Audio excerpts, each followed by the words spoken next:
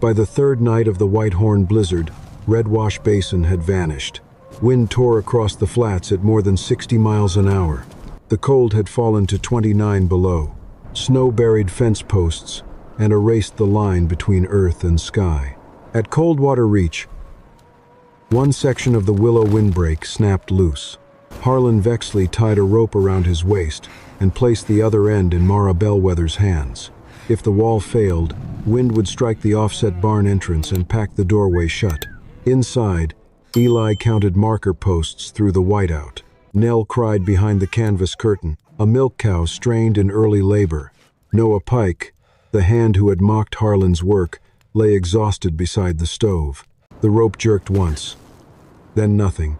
6 weeks earlier, Harlan had stumbled onto this property with a single plea: a little milk for his child. How is it that now the survival of the whole ranch rested on his ability to keep standing? Late in September of 1887, Harlan Vexley reached Coldwater Reach with nothing but an old handcart and 2 children. He was only 39, yet the trail had already aged him. His coat had been patched with 2 different kinds of cloth. One hand pulled the cart, the other carried 10-month-old Nell against his shoulder. 7-year-old Eli walked beside the wheel without asking how much farther they had to go. Harlan had spent years repairing barns, freight wagons, hand pumps, and storage sheds along Union Pacific supply stations. After his wife, Lydia, died from childbed fever, he could no longer travel with a repair crew while raising 2 children alone. 3 ranches had already turned him away. One offered work but refused the children. Another gave them a bed for one night before sending them back onto the road. A third suggested that Nell would be better off with another family. Harlan walked away. On their last day before reaching the ranch, Nell could only be calmed with thin-grain porridge. Eli quietly tucked half his cornbread deep inside his coat, even after his father promised there would be food tomorrow. Harlan saw it and understood the truth. The boy no longer believed in tomorrow. Then Coldwater Reach appeared beyond a wind-scoured rise. The barn roof sagged. Its main doors faced the northwest wind. An old willow row stood too close and half dead. Smoke streamed sideways from the chimney. But inside the corral, milk cows were still standing. Mara Bellwether, the widowed owner of Coldwater Reach Ranch, stood beside the stock trough, breaking a thin sheet of early ice with the back of a hammer. It was far too early in the season for water to freeze. She watched the stranger and the 2 children before asking a single question. Her sleeves were rolled above her elbows. A feed ledger rested beneath her belt. One leather glove had been worn smooth by years of holding reins. Nothing about her suggested someone waiting to be rescued. "What kind of work do you know?" she asked. Harlan answered without offering his story. Barn frames, hand pumps, water troughs, wagon wheels, roofs, doors, hay storage. "And what do you need?" His eyes settled on Nell, who quietly chewed the corner of her blanket because hunger had lasted longer than tears. "Give my kids milk. Let us sleep somewhere out of the wind. I'll fix what winter is about to break." Mara glanced toward her barn. "What makes you think anything is broken?" Harlan raised one hand toward the buildings beyond the fence.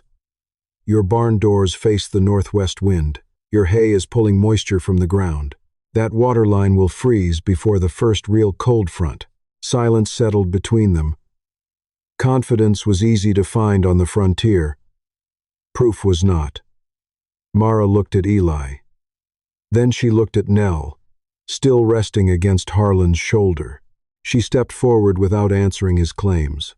Instead, she gently lifted the little girl from his trembling arms. "The milk comes first," she said quietly. "Your claims can wait until morning." Mara led them into the kitchen without another question.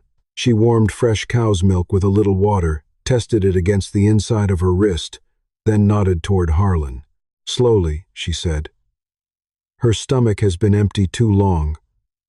A bowl of beef, stew, cornbread, and dried apples appeared in front of Eli. Another bowl waited for Harlan, even after he quietly insisted he was not hungry. Eli ate without speaking. Before finishing, he secretly pocketed his leftover bread. Mara noticed. She said nothing. Instead, she laid another piece beside his bowl as though it had always belonged there. Across the table, Harlan tried to feed Nell, but his hands trembled from exhaustion. Mara reached forward and steadied the bottom of the cup without taking the little girl from his arms. Between quiet bites, they exchanged only the facts that mattered. Lydia had died 6 months earlier from childbed fever. Calder Bellwether, Mara's late husband and the ranch's former builder, had been killed 3 winters earlier when a logging wagon slid from an icy mountain road. Mara had never had children. Coldwater Reach was carrying debt after losing 9 head of cattle the previous winter. Later that evening, Mara opened the old foreman's room. From a storage loft she carried down a cradle. Calder had started years before. One rail was still rough, never sanded smooth. Harlan noticed she had kept it all this time instead of burning it for firewood. That night, Nell slept peacefully in the unfinished cradle. Eli fell asleep, his hand still tightly guarding the hoarded bread in his pocket. Before sunrise, Harlan was already walking the entire ranch. He did not pick up a hammer. He did not move a single board. He watched first. A short piece of wool hung beside the barn door, showing him how the wind curled through the opening. He dug into the floor beneath the haystack with a shovel and found damp earth beneath the bottom layer.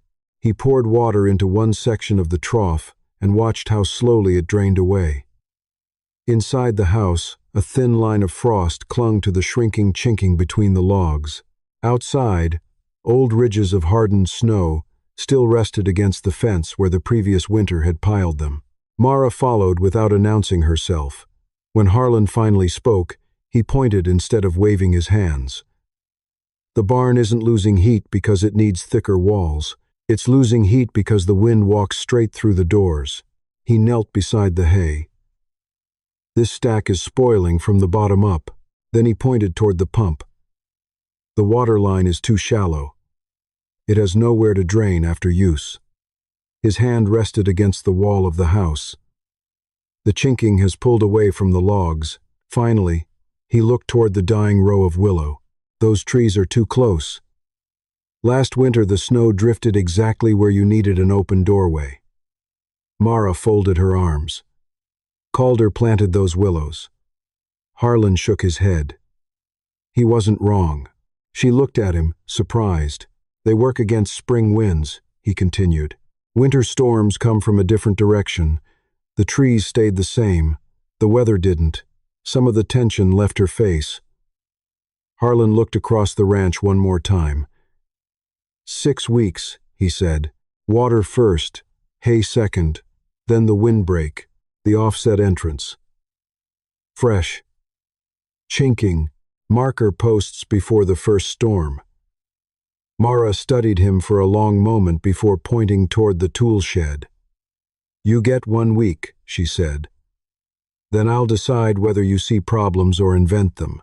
Harlan began with the jobs least likely to start an argument. The hay came first. Together, he, Mara, and Eli lifted away the bottom layers of the stack. A sour smell rose from beneath. Several patches felt warm and damp, where moisture had been trapped against the ground. Harlan built a raised crib 8 inches high from old pine rails, already lying behind the shed.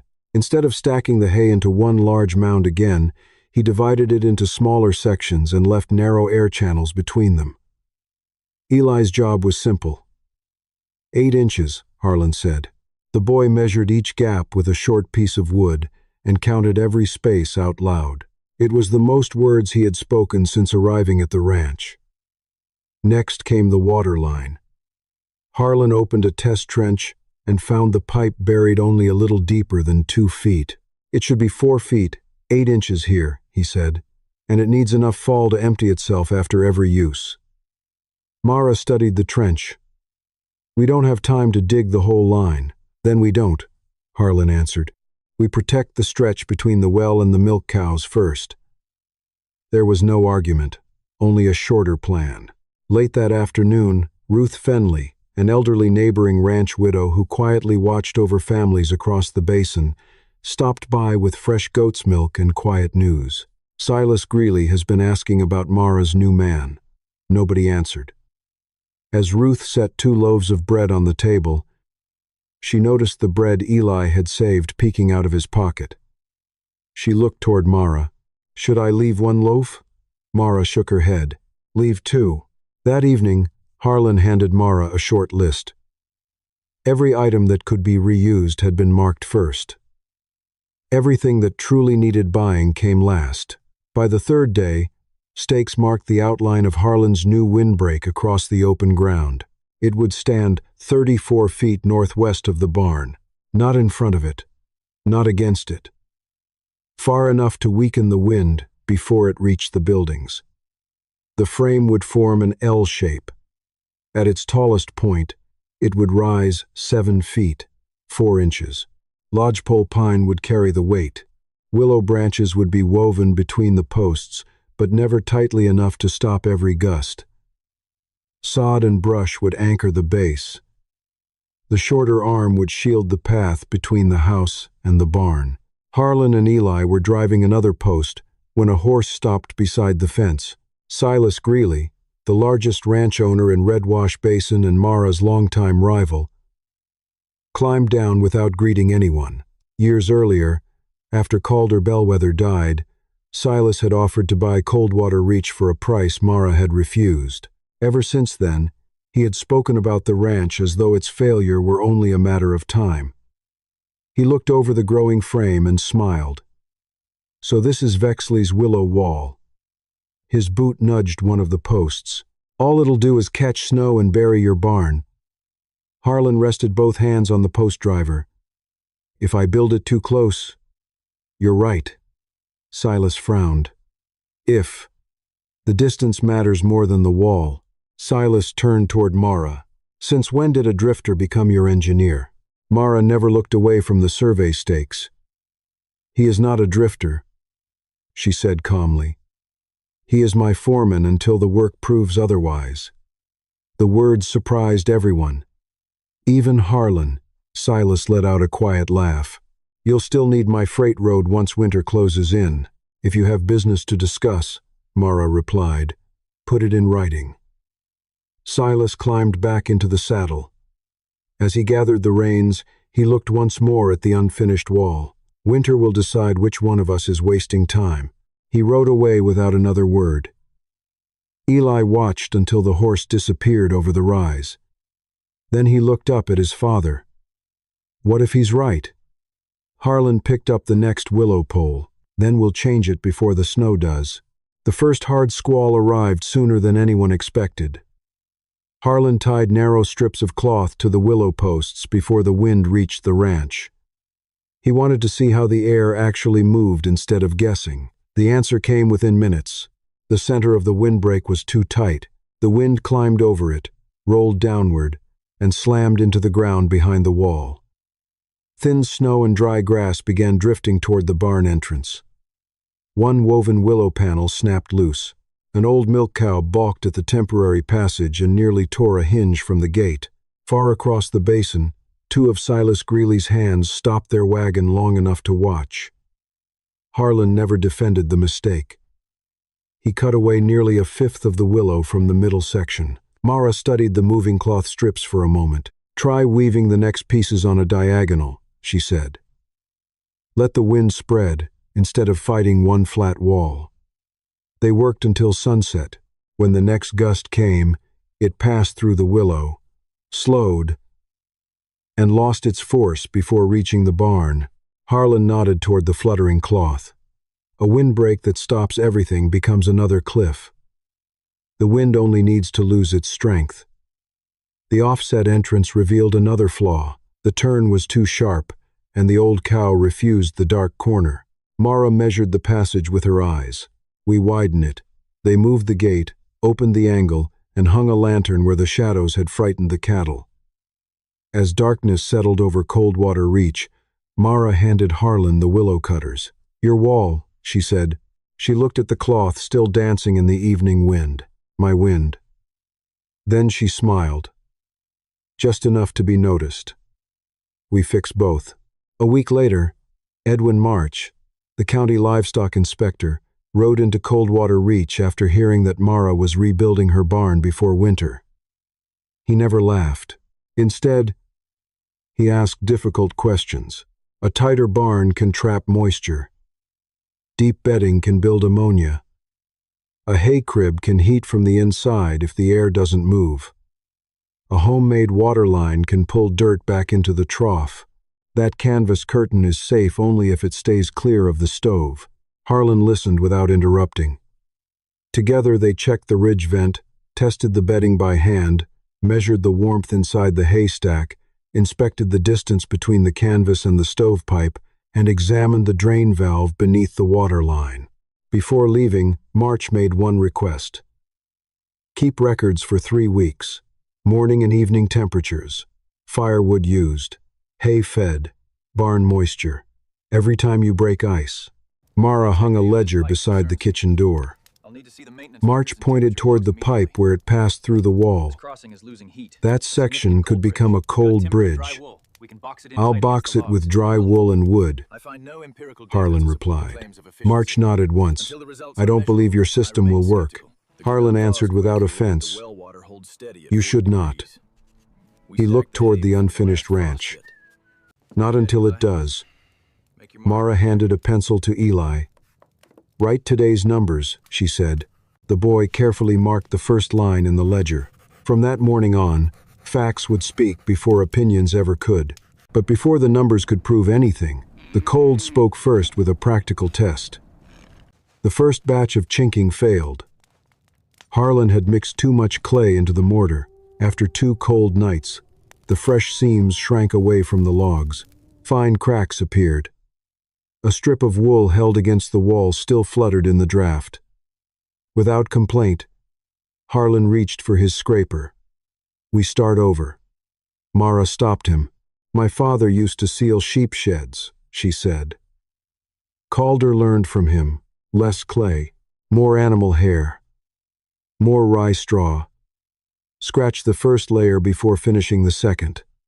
Harlan nodded. They mixed another batch. This one gripped the logs instead of pulling away. Later, while searching the storage loft, Harlan found an old canvas roll. The leather stitching along its edges was still intact. Lydia made this, he said quietly. We used it as a draft curtain in a freight camp. He started measuring where to cut it. You don't have to, Mara said. Together they hung the entire canvas between the sleeping room and the main room without removing a single stitch. As they worked, Harlan spoke of Lydia for the first time. She never feared the cold, but she always checked a child's wrist before she checked the fire. She could sew a tighter leather seal than most men could build with wood. Mara smiled faintly. Calder always set 2 tin cups beside the stove every morning. The next morning, 2 cups stood there again. Neither of them mentioned why. That evening, the room held its warmth far longer than before. Harlan rested his hand on Lydia's old leather stitching for a moment, then quietly let it go. The canvas stayed exactly where it belonged. The rhythm of the ranch slowly settled into something steady. While Harlan worked with both hands outdoors, Mara cared for Nell without ceremony. She warmed milk, changed blankets, walked slow circles around the stove when the little girl grew restless. Before long, she could tell the difference between a cry for warmth and a cry for food. At first, she held the baby too stiffly. Then something changed. Nell stopped crying when she heard Mara's boots crossing the floor. Tiny fingers reached for the collar of Mara's coat. More than once, she fell asleep on Mara's shoulder while Mara recorded hay and firewood in the ledger with a pencil still in her free hand. One evening, Harlan stepped inside and found them standing exactly that way. He reached for Nell. Mara gave the smallest shake of her head. She just fell asleep. Harlan simply laid his dry gloves beside the stove where Mara could warm her hands later, then walked back outside to check the trough. On another afternoon, Eli helped shell dry beans into a wooden bowl. After a long silence, he looked up. "Why don't you have children?" Mara smiled without looking away from her hands. "Some rooms are built and never filled." Eli glanced toward the unfinished cradle where Nell slept. "That one is filled now." Mara said nothing. The next morning, Harlan noticed something he had been hoping to see for weeks. The usual leftover cornbread now sat untouched on the table. For the first time since Lydia died, Eli had gone to sleep, believing it would still be there tomorrow. The first real cold snap arrived before anyone expected it. By sunrise, the temperature had fallen to 12 degrees above zero. It was the first honest test of everything they had built. The old barn had once struggled to stay above 19 degrees, with cold drafts crossing the floor all day. Now, behind the willow windbreak and the offset entrance, the milk barn held between 30 and 33 degrees whenever the inner doors stayed closed. The house burned only 5 armloads of firewood instead of 7. The bedding stayed dry. The hay beneath the raised crib smelled clean instead of sour. Then the water stopped. The buried line remained open, but the metal coupling beside the trough froze solid. Edwin March had been right. The pipe where it crossed into the open air had become a cold bridge. Harlan grabbed an axe and broke the ice away. "I missed it." There was no excuse in his voice. Together, he and Mara lowered the drain valve, built a small wooden box around the coupling, packed it with dry wool waste, wrapped the outside in tarred cloth, and left enough airspace to keep moisture from collecting inside. They worked until nearly midnight. Mara walked out carrying 2 tin cups filled with hot chicory coffee. Harlan accepted one without lifting his eyes. "I said I'd fix this ranch." "You did." The water still froze. Mara blew across the steam before taking a sip. "You promised to fix it," she said quietly. "You never promised to guess right the first time." The words stayed with him longer than the coffee. The next morning, they filled the trough again. The water flowed.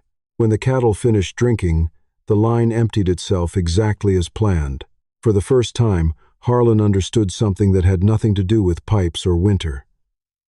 Mara was not measuring him by whether he ever failed. She was measuring him by whether he stayed until the failure was gone. For 3 weeks, the ledger filled one careful line at a time. Every morning, Eli wrote down the temperature. Mara added the armloads of firewood, the hay fed to the cattle, the milk collected, the moisture inside the bedding, and every time the trough needed breaking. The numbers slowly formed their own argument. Nearly 2 fewer armloads of wood disappeared on cold days. Hay use dropped almost 20%. Milk stayed steady. Since the water line had been repaired, the trough had not frozen once. Edwin March returned and read every page before closing the ledger. "I wouldn't call it proven," he said, "but it's doing exactly what it should." Later that afternoon, Silas Greeley rode in. "When the snow comes," he said, "my freight road closes unless you sign spring water rights over to my herd." "No," Mara answered. Silas shrugged. "A few cold nights aren't winter." Harlan said nothing. After Silas rode away, he asked only one question. "How many days of hay if his road stays closed?" 19 by the old numbers, Mara replied. "Longer if the ledger is right." Harlan studied the gray sky. "We prepare for 26. Without another word, Mara opened the ledger, wrote 26 beneath the last entry, and drew a single line beneath it. From that moment forward, the ranch would prepare for the winter they hoped would never come. The sky began changing 3 days before the storm arrived. At noon, Juniper turned her back to the northwest wind and refused to graze. The air grew heavy. Low clouds stretched across the basin in long gray bands. Just before sunset, the wind died without warning. The birds disappeared. Harlan and Mara stopped talking about improvements. Now they prepared for survival. Marker posts went into the ground every 18 feet. The cistern was filled to the top. Hay was moved closer to the barn while keeping the air channels open. Every rope on the willow windbreak was checked again. The milk cows and young calves were moved into the protected section. Extra lanterns were hung inside the offset entrance. A guide rope was tied from the house to the barn. A repair bag waited beside the door. Eli watched the last marker post disappear into the frozen ground. Why do we need both the rope and the posts? Harlan tightened another knot. A rope keeps a man from drifting. Posts tell him whether he's still going somewhere. While searching the shed, Mara found an old stake bearing Calder's hand-cut mark. She carried it to the first position nearest the house. Harlan quietly reinforced the repair bag with a leather strap Lydia had sewn years before. Nothing useful was left behind. That evening, Ruth Fenley stopped on her way south to stay with relatives until the storm passed. She left fresh goat's milk on the table. Her eyes paused on the 2 tin cups beside the stove, but she said nothing. Near dusk, a written warning arrived from Edwin March. An Arctic front was pushing south. Winds could exceed 60 miles an hour. Once the snow began, no one should leave shelter. Everything that could be prepared had been prepared. Now the ranch would wait for the only judge that mattered. The Whitehorn blizzard arrived before dawn. The first blast came from the northwest, exactly as Harlan had predicted. The willow windbreak bent but held. Snow gathered where it was supposed to, well away from the barn doors. The offset entrance broke the direct force of the wind before it reached the cattle. The cistern stayed open beneath its cover.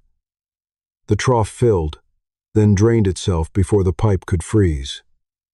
Behind Lydia's canvas curtain, the children's sleeping room held its warmth. Harlan and Mara crossed between the house and the barn one at a time, clipped to the guide rope. By midday, one marker post disappeared beneath drifting snow. The next one still showed its fluttering strip of cloth. Late that afternoon, a dull pounding echoed beyond the windbreak. Harlan followed the line of posts into the white darkness. He found Noah Pike half buried beside the next marker. The horse was gone. His cheeks were white with frostbite. He had lost Silas Greeley's crew hours earlier. "I saw the cloth," Noah whispered. "That's why I kept walking." Harlan brought him inside without saying another word. When Noah woke beside the stove, he spoke between slow breaths. "Silas's north barn. Winds blowing straight through it. The cattle are packed into one corner. They're still trying to reach water." No one answered. Noah looked up at the canvas hanging between the rooms. Only days earlier, he had laughed at Vexley's willow wall. Now that same system had carried him home. The storm tightened its grip overnight. The temperature fell even lower. Before sunrise, Maple, the oldest milk cow, went into labor weeks too early. Mara took one look and knew something was wrong. The calf was turned. Dr. Amos Keene, the country veterinarian who served ranches across Red Wash Basin, could not reach the ranch. Snow had buried every road. There would be no help beyond the people already inside the barn. While Harlan checked the water line and the windbreak, Mara washed her hands with warm water, tied Maple's tail aside, found the calf's front legs, and worked slowly with the boiled calving straps, exactly as Amos had once shown her. Eli held the lantern. His hands shook. "Look at her eyes," Mara said softly. He obeyed. Harlan returned just as the final pull was needed. The calf slid onto the dry straw. It did not breathe. Mara cleared its mouth. Harlan rubbed its ribs with clean straw. Without being asked, Eli placed a dry towel into Mara's hand.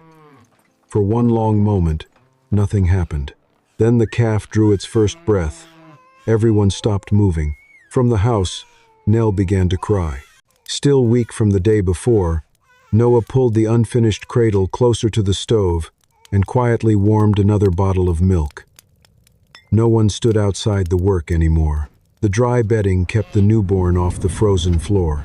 The offset entrance held the wind outside the calving stall. Running water made clean hands possible. The lantern hanging in the widened passage kept the cattle calm. Eli finally let out the breath he had been holding since the calf had fallen into the straw. The third day brought the hardest wind. Just after noon, one of the lashings on the north section of the willow windbreak snapped. The woven panel shook violently. If it failed, the wind would pour straight through the offset passage. Snow would bury the barn entrance. Within hours, the cattle could be sealed inside. Harlan reached for the rope. Mara caught the other end without a word. Outside, the storm erased everything beyond the next marker post. Harlan crawled from stake to stake. One post had already snapped. The loose willow lattice slammed into him, knocking him flat into the snow. His repair bag burst open. Tools scattered across the drift. Only Lydia's old leather strap kept the bag from blowing away. Inside the barn, Maple bellowed. Nell cried from the house. Mara gripped the rope with both hands. Then she felt 3 sharp tugs. Their signal: give line. She fed more rope into the storm. Harlan reached the broken section and braced it with a spare willow pole, setting it across the frame instead of rebuilding the wall. It did not need to last forever, only until morning. The rope finally grew still. Mara pulled. A figure crawled out of the white darkness on one arm and one knee. Harlan pushed himself upright. It will hold until morning. Mara looked past him at the storm still raging across the basin. Morning is enough. By the 4th morning, the wind had finally begun to weaken. No one celebrated. They simply started counting. Every Maine animal was still alive. The newborn calf carried only a small patch of frostbite on one ear. The bedding remained dry. Water still flowed through the trough. The hay crib showed no heat or spoilage. The barn doors opened without digging through snow. There was still firewood stacked beside the stove. Noah Pike stood on his own feet again. Harlan walked the ranch with a notebook instead of relief. One brace had been too light. 2 marker posts needed to be set deeper. The outer cloth strips would need stronger stitching. The wooden cover over the water coupling needed a better roof. Mara watched him writing. You've counted every weakness before you've counted what survived. Harlan closed the notebook. The living can wait an hour.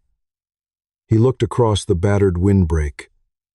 A weakness should not be allowed to hide behind success. Later, the clouds opened just enough to reveal a strip of gray sky. Steam drifted from the cattle as they breathed into the cold air. The children have their milk, Mara said quietly. Harlan studied the broken section of the willow wall. The ranch still needs fixing. Neither of them spoke about spring. Neither of them spoke about leaving. That evening, Mara placed Harlan's dry gloves beside the 2 tin cups waiting near the stove. She set them there as naturally as though they had always belonged. When the roads finally opened, people came to Coldwater Reach for answers instead of rumors. Edwin March arrived first. Dr. Amos Keene followed. Then came neighboring ranchers who had spent 4 days digging cattle from snowdrifts. March inspected everything without hurry.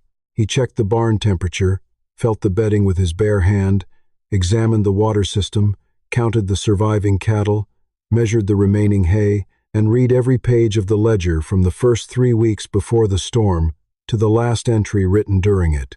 At last, he closed the book. The barn stayed drier. The herd burned less feed than expected. Stable water made the difference. The windbreak stood where the snow wanted to settle, not where the doors needed to open. And every flaw you found early was corrected before the blizzard arrived. Noah spoke next. I'd be dead if those marker posts hadn't been there. Silas Greeley came last. His ranch had lost cattle. Part of his north barn roof had been torn away. He offered no apology. Instead, he looked toward the willow wall. How far did you set it from the barn? 34 feet through the middle. Harlan answered. Then we adjusted for the ground, and you never weave it tight enough to stop the wind completely. Silas nodded once. Show me. Harlan walked beside him across the snow without another word. Later, after everyone had gone, Mara led Harlan into the ranch office. She placed a folded agreement on the desk. It granted him a share of the ranch's profits, authority over water systems, structural work, and winter preparation. One final line stood apart from the rest. Eli and Nell would always have a home at Coldwater Reach, regardless of what happened between the two adults. Harlan looked up. "Why would you give me part of something that has always belonged to you?" Mara met his eyes without hesitation. "I'm not giving you what was mine." She gently turned the agreement toward him. "I'm naming what you already carried." That evening, after the agreement had been signed, Harlan and Mara sat beside the stove while the ranch settled into its first quiet night since the blizzard. The fire burned low. Neither of them hurried to fill the silence. At last, Harlan looked into his cup. "I came here asking for milk." "I never meant to owe you a life." Mara rested both hands around her coffee. "You don't owe me one. But there is one here, if you mean to share it." Harlan smiled for the first time in months. "I'll stay until the snow is gone." Mara looked toward the window where patches of ice still clung to the fence. "Stay until the grass comes back." He lifted his eyes. "Longer than that." They didn't marry as soon as the roads reopened, as the work still came first. In the following weeks, they focused on rebuilding the broken windbreak. Under Harlan's guidance, neighboring ranches, even Silas Greeley, soon adopted the Coldwater winter plan. It wasn't until early May that Harlan and Mara held a quiet wedding, witnessed by Dr. Amos and Inspector March. The celebration lasted only long enough to sign the papers, as Maple was calving again. Silas never attended, but a neat bundle of straight willow stakes resting beside the fence served as a silent blessing. A few days later, Eli looked up from the ledger. "Do I have to call you something else now?" "You never have to call me anything you don't truly mean," Mara smiled. Eli nodded. Mara. For her, that was enough. But weeks later, after tripping near the marker posts, he blurted out, Mara." She rushed over to brush the dirt from his hands, pretending not to hear the word he almost finished. Spring slowly returned.